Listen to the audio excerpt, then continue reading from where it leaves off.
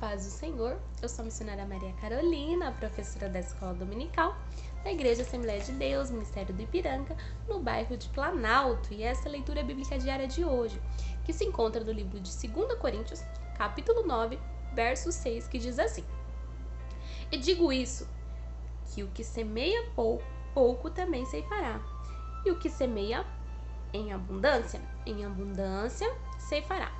Muitos dos preceitos éticos e morais do Novo Testamento foram perfigurados na lei mosaica. O próprio Jesus sinalizou que a sua intenção era de expandir os princípios morais estabelecidos na lei e não aboli-los.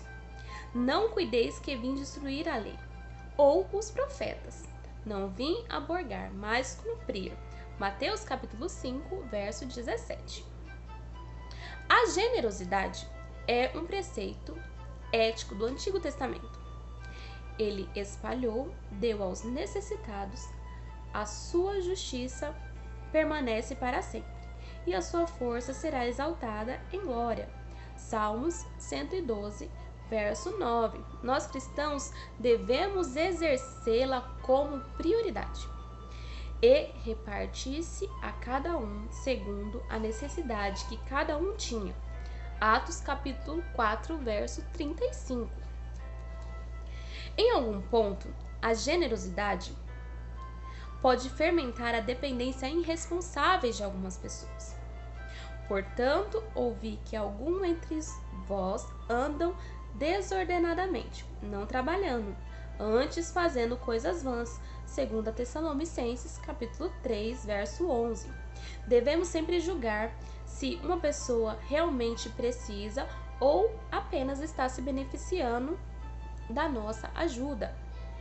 Se o irmão se recusa a trabalhar para sustento próprio ou da sua família, devemos repreendê-lo e até mesmo evitar associar com ele. Mas agora vos escrevi que não vos associeis com aqueles que dizendo-se irmão, for devasso, ou avarento, ou idólatra, ou maldizente, ou beberrão, ou roubador, com tais ainda não comeis. 1 Coríntios, capítulo 5, verso 11. E vamos para o nosso versículo. E digo isso, que o que semeia pouco, pouco também ceifará, e o que semeia em abundância ceifará. Conceitos semelhantes ao que Paulo expressou nestes versículos são encontrados no Antigo Testamento, pois será como a árvore plantada junto a ribeiros de águas, que dá fruto no seu tempo. As suas folhas não cairão, e tudo quanto fizer prosperará. Salmos, capítulo 1, verso 3. A alma generosa prosperará, e aquele que atende também será atendido. Provérbios, capítulo 11, versículo 25. Para incentivar a generosidade, Paulo lembra um princípio que todo agricultor sabe. Havia um homem fazendeiro no norte da Califórnia que reclamava que colhia pouco e não dava tanto quanto ao do seu vizinho. Ele testou o solo e comprovou que era o mesmo tipo do seu vizinho. Então ele descobriu a diferença. Ele semeava a metade da quantidade que o seu vizinho semeava. Se os agricultores precisam se lembrar deste princípio, nós ainda, Deus, ao fim, com a mesma generosidade, com a mesma medida dela, nos recompensará. Provérbios 11, 18 a 25, Gálatas 6, 7 a 9. O apóstolo havia admoestado os cristãos da Galácia com as seguintes palavras: não vos enganeis, de Deus não se zomba, pois aquilo que o homem semear, isso também ceifará. Duas vezes, no mesmo contexto, Paulo se referiu à generosidade.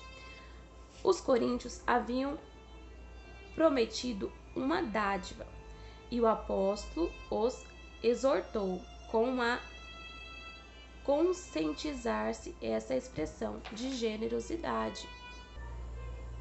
Ele falou de semear com fartura e de colher com abundância. Apesar de Deus abençoar os cristãos generosos, Paulo não tinha a intenção de enunciar uma regra inviável que abrange todos os aspectos da vida. Nem todo sofrimento, nem toda bênção é responsabilidade direta de Deus. Há alguns atos particulares na vida de uma pessoa.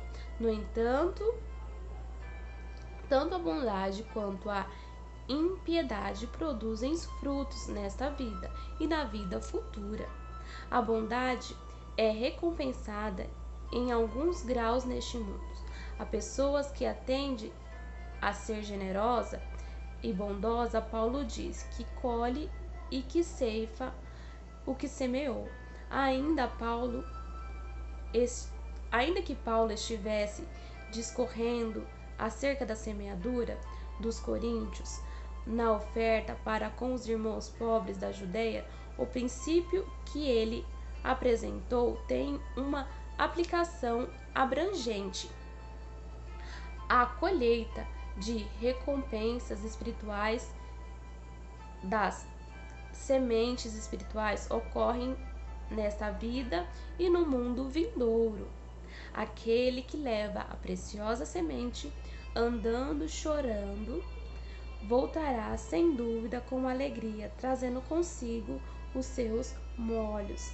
Salmos, capítulo 126, verso 6. Aleluia. Quero fazer uma oração com você nesse momento. Senhor Jesus, obrigada por essa palavra maravilhosa. Obrigado, Senhor, por ter usado o apóstolo Paulo para anunciar e nos ensinar a lei da semeadura. Pai, que nós possamos praticá-la e que nós possamos entender o seu propósito. É o que eu te peço, em nome de Jesus. Amém.